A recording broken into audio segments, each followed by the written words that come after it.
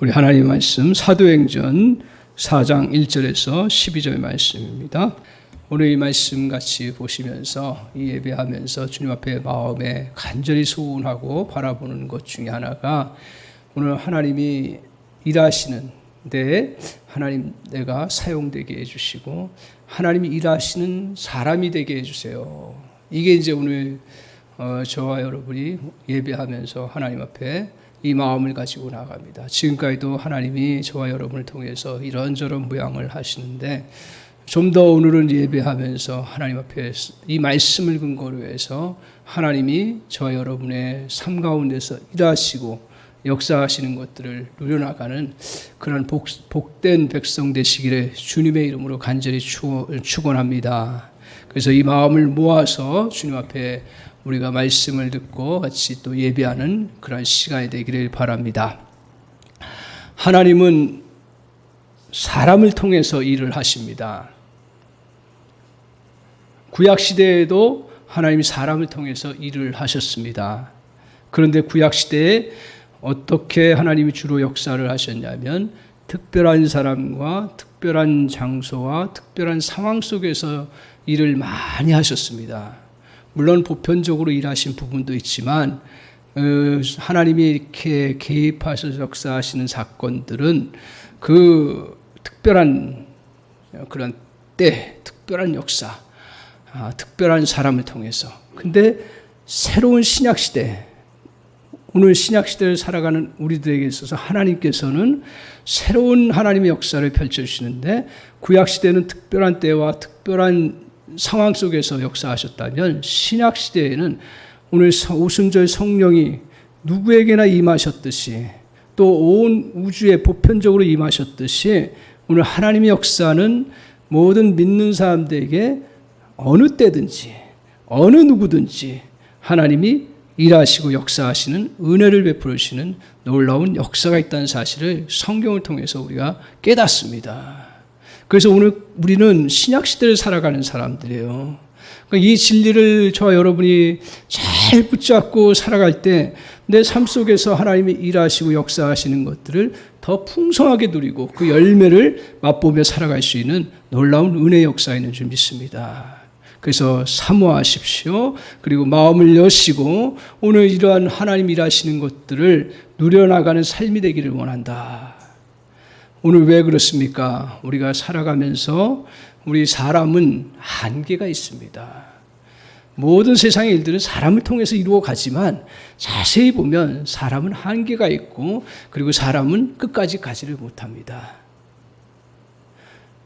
오늘 그런데 하나님께서 사람을 통해서 일하실 때 그 사람은 한계를 넘고 그 사람은 목적지까지 가서도 끝까지 하나님이 역사하시고 일하시는 은혜를 베풀으신다는 거예요. 그래서 빌립보서 1장 6절에 뭐라고 말씀하냐면 너희 속에 착한 일을 시작하신 이가 그리스도 예수의 날까지 주님의 재림의 때까지 이 세상의 끝이 올 때까지 너희 속에 착한 일을 시작하신 이가 그때까지 계속 일을 이루실 줄 믿노라. 무슨 말입니까? 우리 하나님께서 함께 하셔서 역사를 이루어 가시는 은혜를 덧입어 나갈 때 우리가 우리의 한계를 넘고 그리고 우리가 끝까지 우리를 향한 목적을 이루어 나가는 은혜의 역사를 이루어 간다는 사실이에요. 그래서 우리가 알아야 될 것 중에 하나가 뭐냐면 하나님이 일하시는 사람이 되는 것이 무엇인가를 정확하게 알고 깨닫는 그러한 은혜가 저 여러분에게 꼭 있기를 바랍니다. 그래서 본문에 두 부류의 사람이 나옵니다. 한 부류 사람은 제사장과 사두개인과 또 성전 맡은 자라고 이야기를 합니다. 또 한 부류의 사람들은 제자들과 예수를 믿는 많은 믿음의 백성들이 두 부류가 딱 나와서 한 부류는 똑같이요. 오늘 그들은 예수 그리스도께서 부활하시고 다시 사셨다라는 사실을 듣고 알고 있습니다. 똑같이요. 그리고 3장에서 평생 안진뱅이 됐던 자가 다시 하나님의 능력으로 일어섰다라는 사실을 다 같이 듣고 누렸습니다. 근데 두 부류 사람이 딱 나눠지는 거예요. 어떻게 나눠지냐면 한 부류 사두개인들과 제사장과 성전 맡은 자들은 그런 하나님의 역사를 그걸 누리지 못하는 거예요. 그런데 제자들을 비롯한 믿음의 사람들은 누구나 공통적으로 하나님이 역사하시고 일하시는 것들을 알게 되고 그것을 누리게 되는 그런 역사가 있다는 거예요. 제가 왜 이 말씀을 같이 이렇게 보면서 간절히 소원하냐면 저도 하나님의 역사를 수없이 경험하고 수없이 했지만 자꾸 놓쳐버려요. 오늘 하나님의 역사는 특별한 때에 특별한 역사로 기적으로 나타나는 것이기 때문에 그런 은혜가 오면 좋겠다고 생각하지 실제로 삶 속에서 그것들을 내가 순간순간 누리면서 살아가는 그런 포커스를 놓칠 때가 얼마나 많은지 봅니다. 그래서 지난 한 주간 동안 저희 마음속에 하나님, 저도 그게 큰 일이든 적은 일이든 또 어떤 특별한 역사이든 그렇지 않든 하나님이 내 삶 속에서 역사하시고 일하시는 것들을 누리기를 원합니다. 왜?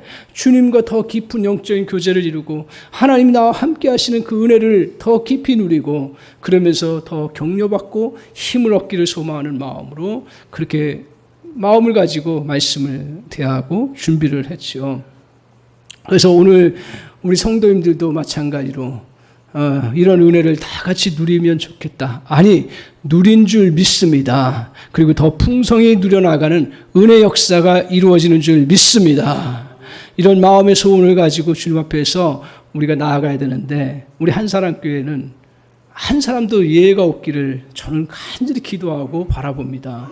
오늘 신앙인들도요, 똑같이 하나님 말씀 듣고요, 똑같이 하나님의 그러한 그 부활의 능력과 은혜를 대부분 다 듣습니다.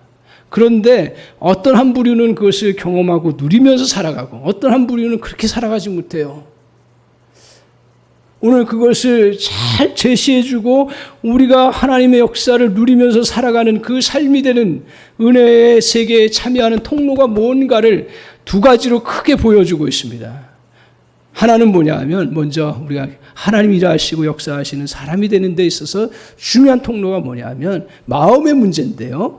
마음에 어떤 것들을 가지고 살아가야 되냐 하면 기준을, 어떤 기준이요? 말씀의 기준.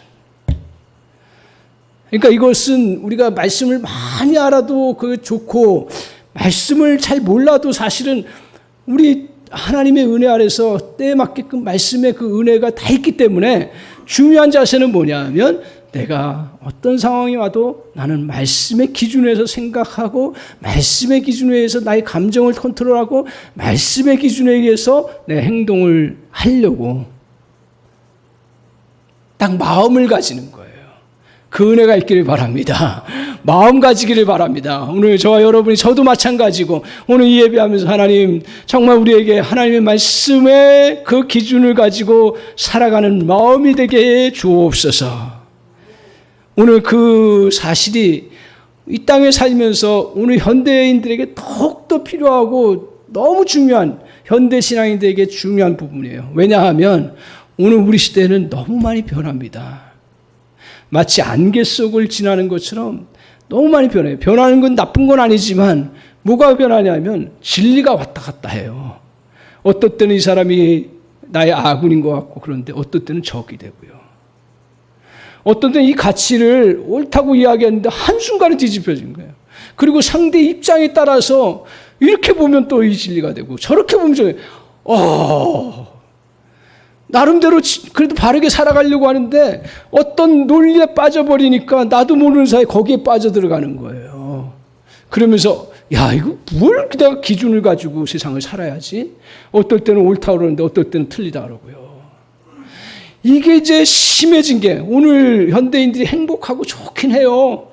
많이 발전해가지고 뭐 얼마든지 내가 기계 문명은 발달해가지고 얼마나 누릴 수 있는데 안타까운 게 뭐냐면 옛날 사람들 그나마 평안했어요. 왜? 그때 당시에는 일정한 시간과 일정한 상황 속에서 기준을 갖고 있었기 때문에요. 도덕적인 기준이라든가 어떤 그 사람들의 공통된 그 공동체의 기준이 있었어요. 그래서 그게 뭐 완전히 잘못되지 않은 이상은 그래도 그 기준을 가지고 살아가면서 다 같이 마음을 합했어요. 지금 다 뿔뿔이 해요. 이게 이제 적응이 어려운 거예요. 저도 이게 어려운 거예요. 그래서 지금은 상대주의의 그러한 경랑 속에 그 파도가 일어나는 그 배를 타고 가는 인생입니다. 또한 포스트 모던 속에서 살아가는 그런 인생이에요. 그런 인생 속에서 그 바다를 향해 나가는데 어디로 물결이 칠지 몰라요. 근데 분명한 것은 아무리 물결이 치고 아무리 우리에게 파도가 밀려오고 아무리 떠다니는 것 같아도 막 그냥 똑같이 움직이는 것 같아도 다른 게 있습니다. 뭐냐 하면 내가 어느 기준을 선정하고 가느냐 이거예요. 그 과정 속에 힘든 것들이 있을 수 있습니다. 그리고 시행착오 있을 수 있어요. 어떻게 보면 기준 안 잡고 가는 사람보다 더 멀리 걸릴 수 있어요. 그건 분명한 건 뭐냐 하면 그 기준을 갖고 가는 사람은 언젠가는 그 기준을 향해서 나아갈 수 있는 그러한 일반적인 보편적인 진리를 우리가 잘 알고 있습니다. 하물며 오늘 우리에게 절대적인 기준, 말씀의 기준을 붙잡고 산다면 저는 분명히 믿기는 그 영혼 절대로 망하지 않을 줄 믿습니다. 그리고 실패하지 않을 줄 믿습니다. 여러분이 지금 실수와 여러 어려움들이 있을지 몰라도 그 기준을 갖고 가는 사람들은 그 목표, 말씀의 기준 속에서 정말 주님이 우리에게 원하는 그 우리의 목적지를 향해서 갈 수 있도록 역사해 주실 줄 믿습니다. 오늘 이제 이렇게 우리에게 기준을 우리에게 주님께서 주셨는데 본문의 두 부류의 사람 통해서 이게 어떤 사람은 기준을 붙잡고요. 어떤 사람은 기준을 못 잡아요. 더군다나 같이 하나님을 믿는 사람이에요. 제사장도 하나님 믿는 사람이고 제자들도 하나님 믿는 사람이고 백성들도 하나님 믿는 사람이고 또 그 사두개인도 믿는 사람이에요. 근데 딱 나눠져요. 그게 이제 보시면 2절에 한번 보세요. 2절.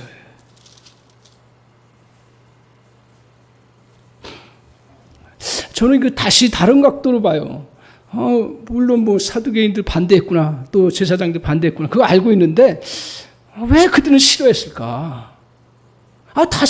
주님이 다시 사셨다는데.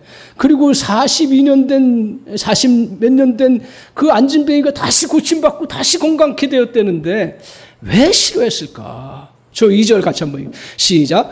예수 안에 죽은 자의 부활이 있다고 백성을 가르치고 전함을 싫어하여. 누구야? 사두개인을 비롯한 종교 지도자들과 성전 맡은 자예요. 싫어했다 그랬어요. 아니 다시 살아서 소망이 생기고 다시 고침받아서 참 좋은 건데 그걸 싫어해요. 왜 그런가? 요거는 이제 조금 성경적인 주석이 필요한데 사두개인들 특히 이제 사두개인들 여러분 어떤 생각을 하시냐면 좋으냐면 종교 지도자라고 생각하시면 돼요. 사두개인들 그 당시에 바리새인보다 더 위에 있는 종교 지도자들이에요. 그러니까 사두개인들이 이 종교 지도자로서 이제 그 모든 분위기를 이끌어갔는데 첫 번째로 왜 그들이 싫어했냐면 그들이 뭐가 있었냐면 그들 안에 전통이 있었어요. 그러면 그들 안에 말씀은 없었냐? 말씀이 있었어요. 어떤 말씀이 있었냐면 이제 구약에 특별히 잘 믿는다고 하는 사람들은 모세오경 아시죠? 모세오경, 창세기, 출애굽기, 레위기, 민수기, 신명기, 모세오경을 중심으로 한 그 믿음을 갖췄어요. 거기 선지서라든가 오늘 시편이라든가 잠언이라든가 전도들은 그 중심을 갖지는 않았어요. 물론 성경이긴 했지만 그 사두개인들은 그걸 중심으로 가졌어요. 그러다 보니까 우리가 지금도 그렇지만 여기에서 이제 전체적인 흐름 속에 뭘 말하냐 해서 신학적인 작업이 되잖아요. 그래서 사두개인들은 어떤 결론을 얻었냐면 특별히 부활이라는 부분에 대해서 인정을 안 했어요. 왜냐하면 근거가 있어요. 모세오경 속에는 죽은 자의 다시 삶에 대해서 그렇게 언급한 게 없어요, 사실은. 그런데 그걸 조금만 열어놓고 보면 시편이라든가 또 선지서라든가 많은 또 여러 다른 성경 속에 이 죽은 자의 부활에 대해서 언급하고 또 예언한 부분들이 있는데 오늘 사두개인들은 모세오경을 자기네 전통으로 삼은 거예요. 그게 이제 좋죠. 전통이라는 것은 진리를 지켜주고 보호해주고 또 그동안 시행착오되었던 것들을 잘 질서를 잡아주기 때문에 전통은 굉장히 중요합니다. 그런데 문제는 뭐냐 하면 이 전통이 말씀보다 앞선 거예요. 그러니까 자기네들이 열심히 모세오경을 연구한다고 했지만 그 깊은 부분까지 모세오경 속에서 하나님의 그 부활에 대한 것들을 언급했는데 자기들이 느끼기에 그게 드러나지 않는다고 해서 사두개인들은 부활이 없다는 거예요. 이것 때문에 싫어했어요. 부활하는 거는 없는데 왜 있냐 그랬어요. 근데 더 본질적인 게 뭔지 아세요? 싫어하는 이유 중에 더 본질적인 건 뭔지 아세요? 이 사람이 그럼에도 불구하고 여러 소식들을 들었으면서 그걸 깰 수 있을 터인데 더 본질적인 게 뭐냐 하면 저는 오늘 이 부분에서 그들의 그러한 그 이해관계예요. 제가 목회하면서 철저하게 경험하는 것 중에 하나가 뭐냐 하면 목회도 아니에요. 세상 살아가면서 마찬가지예요. 표면적으로 옳다고 해도 이해가 관계 그 안에 걸려 있으면 절대로 그 문제를 풀어가지 않습니다. 양보를 안 해요. 오늘 사두개인과 종교 지도자들은 어떤 이해관계가 있었냐면 자기들이 갖고 있던 그 신분과 종교적인 그러한 권한과 그 권리들을 이 부활을 인정하고 그 예수님 부활하신 것들을 인정하고 그것들을 허용하면 그것이 자기들은 손실을 본다고 생각하는 거예요. 자기들 말을 안 따르고 그리고 결국은 자기들의 권위와 모든 기득권은 다 사라진다고 생각을 한 거예요. 아, 그렇구나. 그러니까 구조적으로 그건 그렇게 살 수밖에 없구나라고 생각해요. 그런 면에서 이해관계 안 걸려 있는 것도 참 좋은 건 좋은 건데 어떻든 그럼에도 불구하고 사실은 그것들을 깨야죠. 그런데 못 깼어요. 그러니까 시계요 전통에 사로잡힌 거예요. 왜요? 하나님 말씀과 하나님의 명령보다 자기 눈앞에 그것이 이익되다라고 생각하기 때문에 오늘 신앙인들도 마찬가지예요. 저와 여러분도 마찬가지예요. 그러니까 이거 끊임없이 자기를 부인하지 않으면 저도 마찬가지고 여러분도 마찬가지고 끊임없이 전통 좋은 것임에도 불구하고 그것 때문에 하나님의 말씀을 수용하지 못하는 하나님의 진리를 그래서 기도를 많이 해야 되는 이유 중에 하나가 뭐냐면 우리 인간의 본성상 내 그것들을 자기 기득권을 유지하고 자기 누리는 그런 전통 자기의 그런 생각들 그것들을 갖기를 원하는 것이 우리의 고정된 그런 모습이기 때문에 그렇습니다. 오늘 전통이라는 것은 사람들을 현혹하는 것을 막는 아주 좋은 도구입니다. 하지만 새로운 하나님의 역사를 보지 못하게 막는 방해물이 되었습니다. 왜 그렇습니까? 진리가 나타났음에도 불구하고 자신들이 익숙했던 것이 아니라고 여깁니다. 그리고 자신들의 생각에 불편하다고 생각하는 거고 자신들의 손해본다고 생각하기 때문에 오늘 그것을 인정하지 않은 것입니다. 반면에 제자들은 어땠습니까? 제자들도 전통이 있어요. 몰랐던 거 아니에요. 제자들 다 알아요. 어부라고 하지만 그렇게 물론 세상적인 신분에서 좀 부족한 게 있지만 제자들도 성경 잘 알아요. 그리고 신앙인들도 새로 믿게 된 신앙인들도 성경 다 알아요. 그럼에도 불구하고 그들이 이렇게 하나님의 역사를 받아들일 수 있었고 하나님의 역사를 충만히 누릴 수 있었던 이유가 뭐냐면 19절을 한번 보세요. 17절인가요? 4장 19절 같이 한번 보겠습니다. 4장 19절 성경을 보십시오. 4장 19절 같이 한번 읽겠습니다. 시작. 베드로와 요한이 대답하여 이르되 하나님 앞에서 너의 말을 듣는 것이 하나님의 말씀을 듣는 것보다 옳은가 판단하라.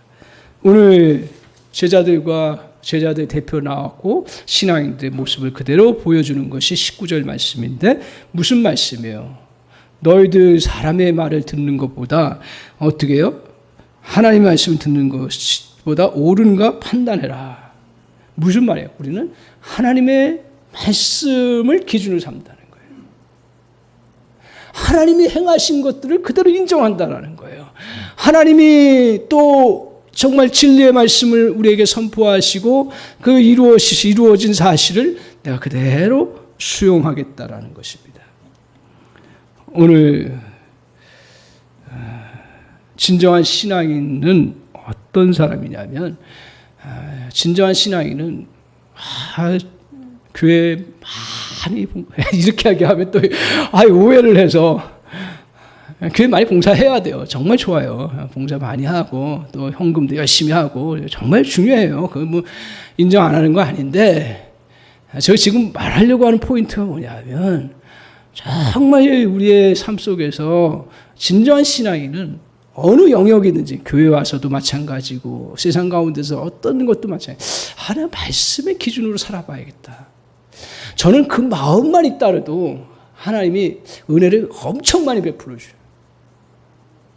엄청 많이 베풀어 주세요. 그 기준만 살아. 그래서 참된 신앙이라는 건 말씀의 기준으로 따라서 자기를 돌이키는 거예요. 그래서 여러분 회개가 뭔지 아십니까?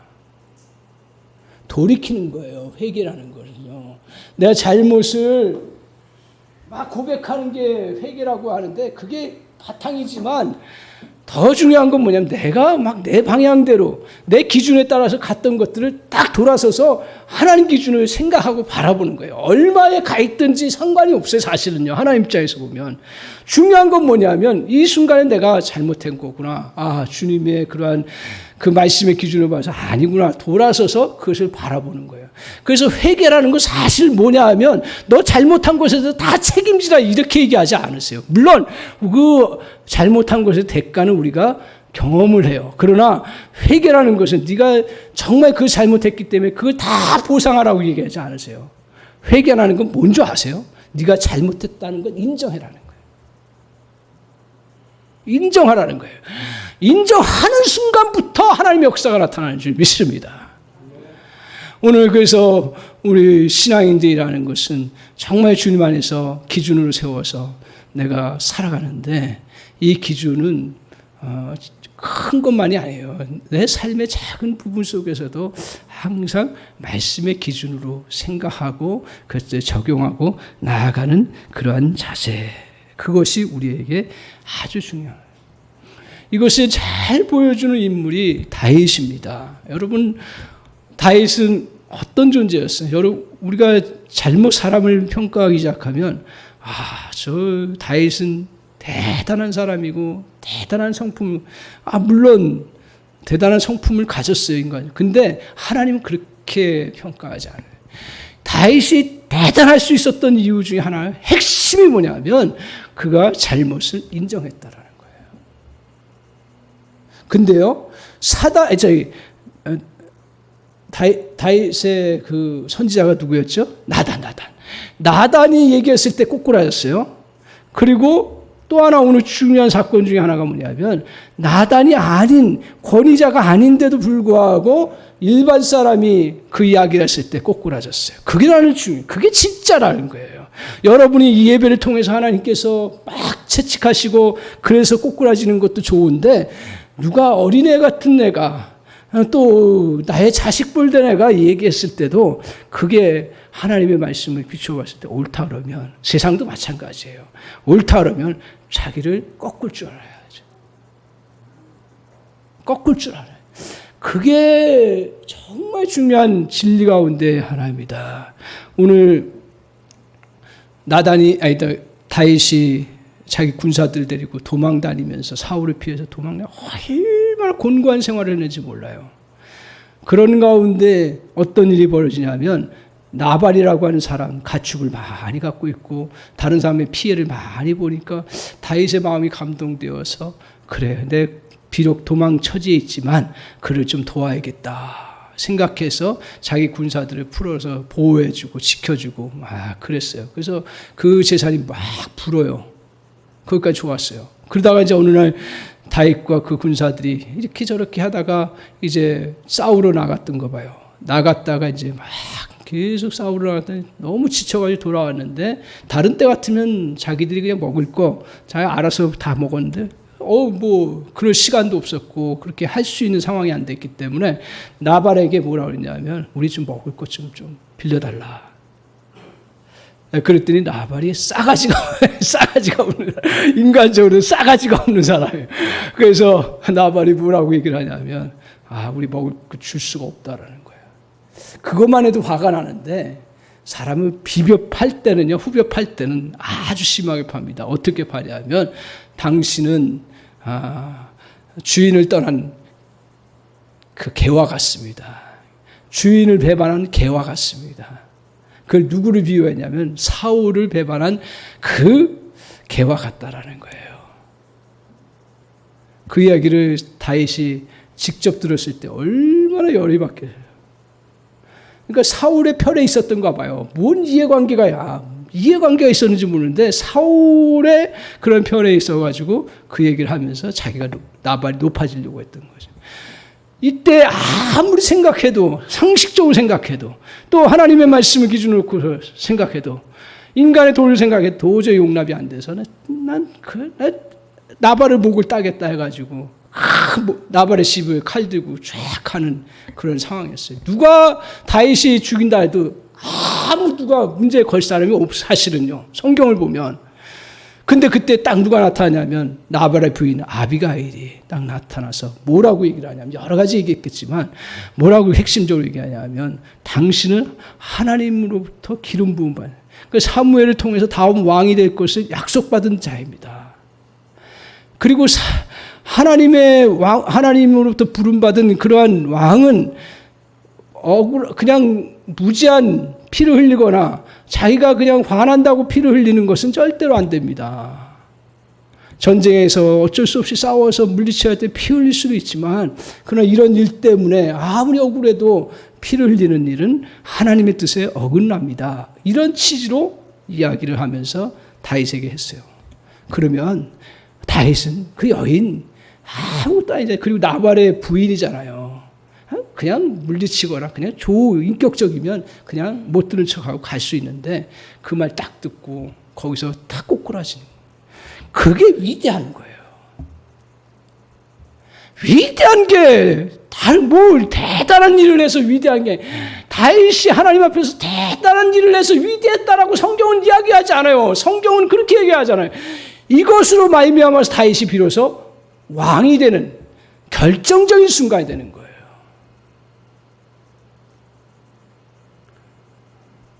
하나님의 인정을 받고 싶습니까? 하나님이 일하시는 사람이 되고 싶습니까? 그러면 나의 전통과 나의 가치관과 나의 감정과 나의 모든 것들을 순간적으로 내려놓을 줄 아는, 나는 그런 주의 백성이 되기를 주님의 이름으로 간절히 축원합니다. 오늘 저와 여러분이 이 땅 위에서 누가 뭐라 그러겠어요? 법만 잘 피하면 되는 거죠. 그러나 항상 우리는 중심을 하나님 중심으로, 하나님 말씀 중심으로 삼으면서 주님 앞에 저와 여러분의 기준을 삼으시기 바랍니다. 그게 우리의 문제를 푸는 지름길이더라고요. 그게 수렁에서 벗어나는 아주 핵심이에요. 사람관계라든가 모든 일이라든가 우리의 그 고민들을 풀어갈 수 있는 가장 핵심적인 그러한 부분입니다. 사랑하는 성도 여러분, 여러분이 살면서 개인적으로 어려움들을 많이 겪을 때가 많죠. 나름대로 이겨나가려고 애를 쓰죠. 그래서 그것들을 풀어가려고 하는데, 그때 우리 마음속에 어떤 전통이 생깁니까? 한 번 실패하고 두 번 실패하고 세 번 실패하면 너 끝이다라는 전통이 생겨요. 나쁜 게 아니에요, 그 전통을. 그렇기 때문에 실패 안 하려고 하고 실수 안 하려고 해요. 근데 인생을 살다 보면 그렇게 실패 안 하려고 하고 애를 썼는데도 불구하고 실패할 때가 있는 거예요. 곤고한 지경에 처할 때가 있는 거예요. 그때 그 수렁에서 이겨나갈 수 있는 길이 뭐예요? 저는 우리 믿음의 사람들이 그걸 많이 봐서 제가 그 자랑하고 다니고 그래요. 우리 성도들 그래요. 다 그때는 다른 거 없어요. 기준이에요. 무슨 기준? 말씀의 기준이에요. 어떤 기준이에요? 구체적으로 보면 세상이 다 끝났고 희망이 없다 그러고 끝났다고 하고 넌 도저히 회복할 수 없다 그러지만, 우리 예레미야 29장 11절에 내가 하나님의 생각을 안 하니 하나님의 생각은 우리에게 미래와 희망을 주는 것이다. 그렇기 때문에 그거 붙잡은 거예요. 그거 붙잡고 그냥 내가 지금 아무리 어렵고 욕하고 아무리 손가락질해도 나 그 기준 붙잡고 다시 서는 거예요. 얼마나 용기가 필요한지 몰라요. 근데 그게 문제를 푸는 최고의 지름길이고 최고의 열쇠고 그것이 정말 그게 나는 복음이다. 복음은 우리 영혼을 구원할 뿐만 아니라 실제로 우리 육체도 회복시켜 주시고 삶도 살아가게 하시는 놀라운 은혜가 있어요. 그 전까지 여러분 이런 고백을 자꾸 해나가는 그러한 믿음의 백성들 되시기를 주님의 이름으로 간절히 축원합니다. 두 번째로 오늘 하나님 일하시는 사람 어떤 사람이에요? 통로가 있는데 무슨 통로를 통해서? 능력이 중요하잖아요. 능력에 대한 선택을 잘하는 사람이에요. 여러분 세상 가운데서도 능력이 있어야 됩니다. 왜? 저는 성경 가르치기 옛날에 잘못 가르쳤어요. 하나님 안에서는 비리비리비리하게 살아. 그렇게는 얘기 안 해도, 그냥 착하게만 살고. 근데 제가 성경을 다시 보니까요. 하나님도 능력이 하나님이시라 했어요. 그리고 믿음의 사람들이 능력 구비할 수 있도록 다 은혜를 주세요. 복음을 균형 있게 봐야 되는데, 능력이라는 건 일을 할 수 있게 하는 그런 힘이 되는 거예요.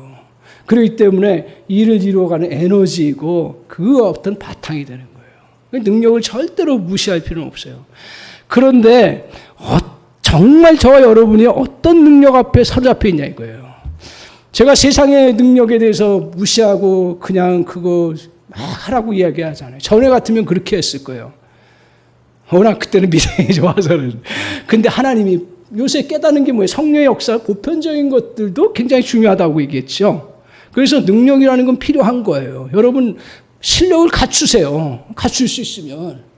목회도 마찬가지예요. 실력 갖추어야 되는 거예요. 마찬가지로. 갖추는 건데 근데 정말 본질적으로 나는 어떤 능력을 붙잡고 살아가느냐 이거예요. 저는 이걸 오늘 여러분에게 도전하고 싶습니다. 저에게도 도전하고 싶고요. 자, 오늘 보세요. 자, 사두개인들과 제사장들이 어떤 모습을 갖고 있었냐면, 자, 보세요. 3절. 우리가 선택하는 능력이에요. 이게.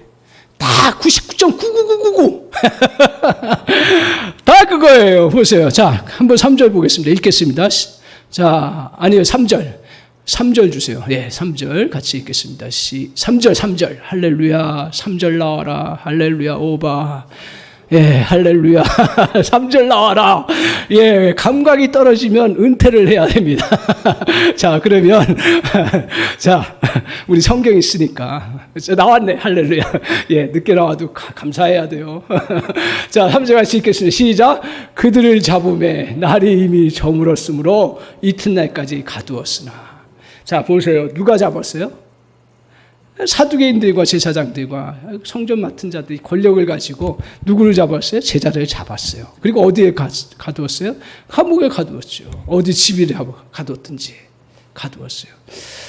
자, 사두개인들은 어떤 생각, 이걸 우리의 그러한 전통을 무시하고 우리의 위협이 되니까 어떻게 했어요? 힘을 써야 되잖아요. 당연히 자기들 갖고 있는 권력을 가지고 말만 해도 다 잡아들일 수 있는 그러한 능력을 그들은 사용한 거죠. 그러면 그를 막을 수 있다고 이야기해요. 이 나쁜 건 절대로 아니에요. 근데 오늘 성경에서 이게 우리가 주의 있게 봐야 되는 거면 이런 능력이 있음에도 불구하고 4절을 보세요. 4절. 거꾸로. 그런 잡았어요. 그러면 이제 끝난 건데 4절 보세요. 같이 한번 읽겠습니다. 말씀을 들은 사람 중에 믿는 자가 많으니 남자의 수가 약 5천이나 되었더라. 그러니까 무슨 얘기예요? 사두개인들과 그 사람들은 다 권력을 가지고 힘을 가지고 막으려고 딱 했어요. 그래서 제자들 막고 입을 틀어 막았어요. 근데 본질적으로 하나님의 말씀이 떨어지고 역사가 이루어지니까 그거 그렇게 막았어도 능력의 역사가 충만히 나타난 거예요. 저와 여러분이 이걸 세상 가운데서도 이걸 잘 붙잡고 나가기를 바랍니다. 여러분 물리적으로 내가 제약하고 물리적으로 다 힘을 발휘해서 막을 수 있어요. 어떤 때 막아야죠. 그러나 그걸로 그 사람을 통제하고 막으려고 하는 그 힘을 본질적으로 의존하려고 하는 그 성향을 오늘로 꺾어버리라는 거예요. 저도 마찬가지고요. 그래서 이렇게 안 되니까 그 다음 나오는 단계가 뭐냐면 7절에 이야기를 합니다. 뭐라고 이제 제자들을 향해서 얘기를 하냐면 7절 나와라. 예, 같이 한번 읽겠습니다. 시작. 사도들을 가운데 세우고 묻되 너희가 무슨 권세와 누구의 이름으로 이 일을 행하느냐. 그러니까 가둬들였는데 말 안 듣고 자꾸 그 또 하려고 하니까 지적하는 거예요. 너희들 무슨 권세가 있냐? 너희들 자격증이 뭐가 있냐? 이거 쉽게 얘기하면 너희들이 누구의 허락을 받았냐 이거예요. 이거 막 전하고 할 수 있는 거는 너희들 할 수 없다. 세상에 그런 자격인과 힘과 능력을 너희들 갖고 있지 못하는데 어떻게 하냐 이거예요. 이때 오늘 제자들과 신앙인들에게 역사가 나타날 수 있었던 건 뭐냐면 잘 기억하십시오. 이때 중요합니다. 외부적인 물리적인 힘이 저와 여러분을 어떨 때는 위협할 때가 있어요.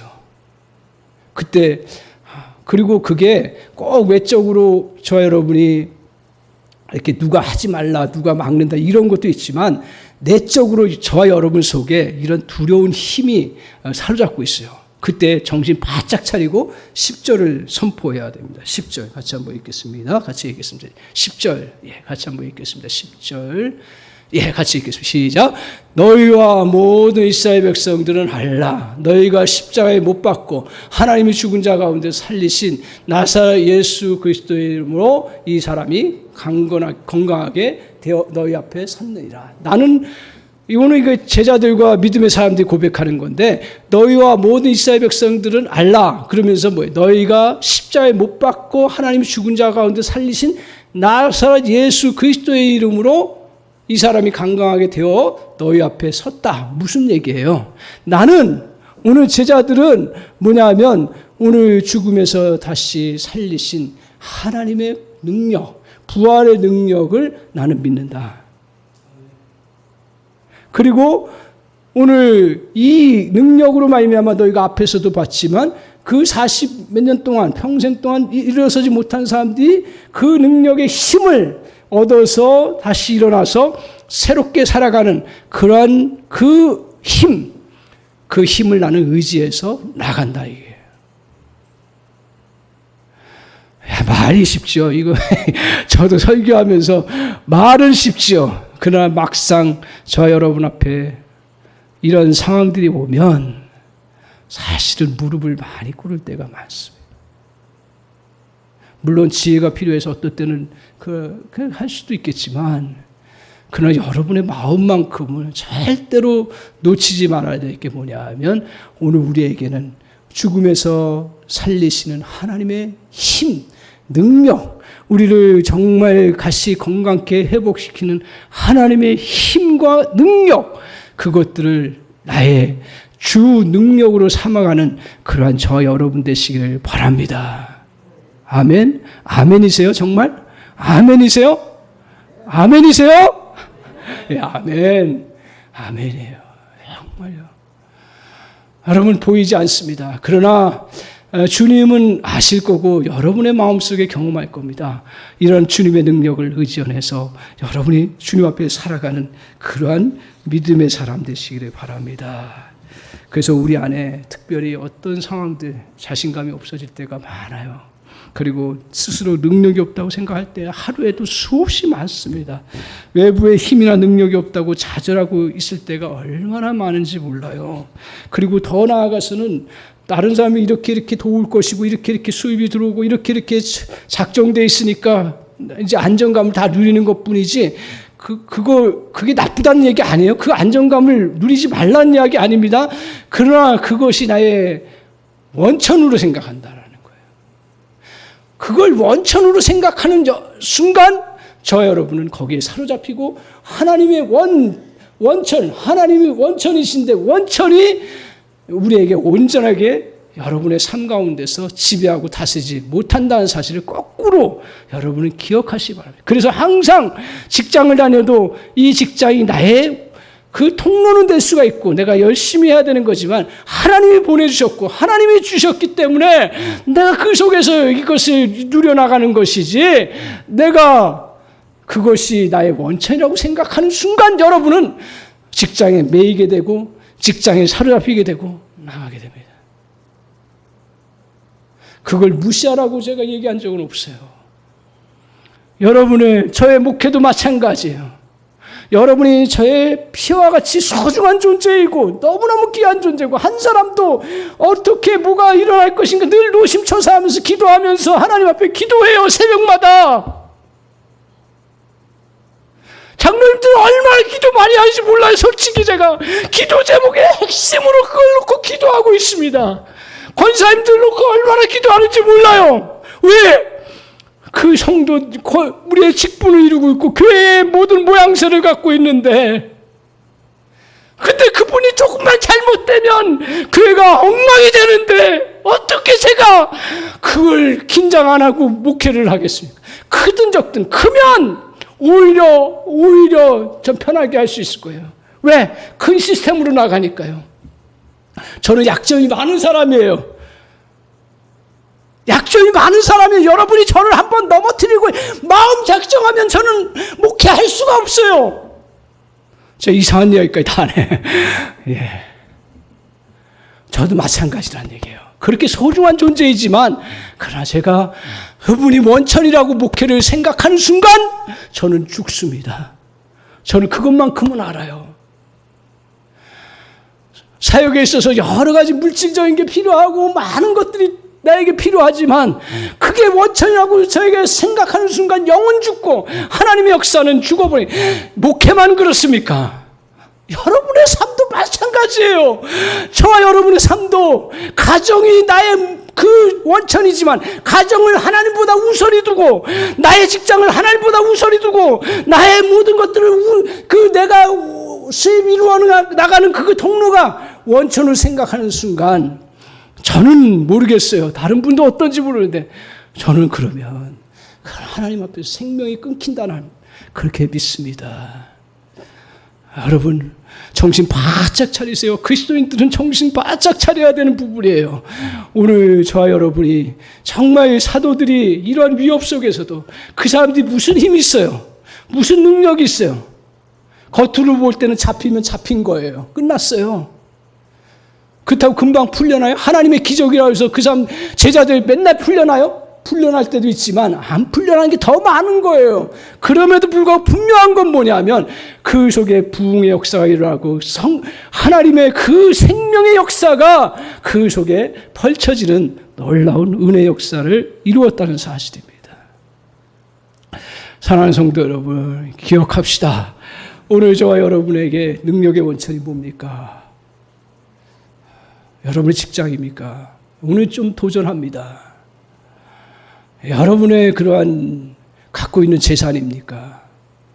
아니면 여러분의 능력입니까? 다 좋아요. 다 좋아요. 그거 다 필요하고요. 다 하나님 사용하세요. 그걸 무시하라고 이야기해요. 그러나 하나님보다 더 앞세우지는 말라는 이야기예요. 오늘 제자들과 그 신앙인들이, 하나님, 나는 중요한 순간에 나는 예수 그리스도 부활, 그 죽음에서 살리신 정말 그리스도의 그 능력, 그리스도의 그 은혜를 내가 나의 능력으로 삼기 때문에 당신들 앞에 당당히 서서 내가 복음을 전하고, 끝에 12절에 뭐라고 얘기를 하고 있습니까? 다른 이로서는 절대로 구원을 얻을 수 없고 천하 만민 사람 중에 구원을 받을 만한 다른 이름을 우리에게 주신 것들은 없다. 구원의 역사를 이루어가는 데 있어서. 오늘 사랑하는 성도 여러분, 다시 주님 앞에서 저와 여러분이 마음을 추스리고 이 예배 하나님 앞에 드리는 자잖아요. 그래서 우리 하나님 일하시는 사람이 되기를 저와 여러분 꼭 소망하시기를 바랍니다. 그리고 그 하나님 일하시는 사람이 되기 위해서 두 가지로 오늘 말씀의 진리를 살펴보았습니다. 하나는 뭡니까? 하나는 뭐예요? 뭐예요? 기준, 말씀의 기준. 아멘. 그렇게 하십시오. 기준은 너무 중요합니다. 두 번째는 뭐였습니까? 하나님의 능력을 선택, 하나님의 힘을. 그래서 사도 바울이 뭐라고 얘기해요? 내가 빌립보에서 고난과 능력과 많은 싸움 중에 갇혔으나 그러나 하나님의 힘을 덧입어서 이겼노라고. 하나님의 힘을 덧입어서 그는 여전히 빌립보 감옥에서 평생을 지냈습니다. 그럼에도 불구하고 그것이 로마의 복음을 전하는, 로마의 심장부에 복음을 전하는 통로가 되었다라는 거, 그걸 여러분이 잘 아시잖아요. 당시에 그 바울을 지키던 군인들은 최고 엘리트였습니다. 그 최고 엘리트들과 함께 감옥에 갇혀가지고 6시간씩 교대하는데 뭐 하겠어요? 죽을 죄인이라고 얘기는 하지만 막상 그 사람 부딪히면 심심하지. 그 하루 이틀이지. 그럼 이런저런 얘기하다가 복음 얘기하고 이런 가운데서도 자기가 낙심하지 않고 좌절하지 않고 끊임없이 하나님 앞에 기도하면서 능력 있게 살아가는 모습을 보면서 그 군인들, 젊은 사람들이 변하기 시작한 거예요. 거기에 하루에 6명씩이니까 그 6시간마다 하니까 뭐 하여튼 계산해 보면 한 36명이 계속 돌아가면서 만나니까 그 우리 식으로 얘기하면 세뇌가 안 되겠어요. 세뇌라는 표현인데 하나님의 은혜로 깨닫고 변화되고 그래서 놀라운 역사를 이루고 로마가 어떻게 그 권력의 중심부에 들어갈 복음의 변화가 이루어졌던 게 그게 거기서 핵심이었습니다. 제가 성경을 쭉 보니까요. 사랑하는 성도 여러분, 저 여러분, 큰 일은 요새 경험하는 것 중에 하나가 뭐냐. 큰 역사만이 아니라 우리의 모든 매사예요. 가정의 일, 또 직장의 일, 또 내가 정말 굳은 일들 이런 것들 속에 어떤 하찮은 거예요. 그런 속에서 하나님이 일하시는 그런 사람이 된다라는 것을 느끼는 그런 저 여러분 되시기를 바랍니다. 그리고 저와 여러분이 그 말씀의 기준과 하나님의 능력을 딱 붙잡고 정말 믿음의 순례를 잘 하셔서 이 험난한 세상 믿음으로 다 승리해 나가는 주의 거룩한 백성 되시기를 주님의 이름으로 간절히 축원합니다. 아멘.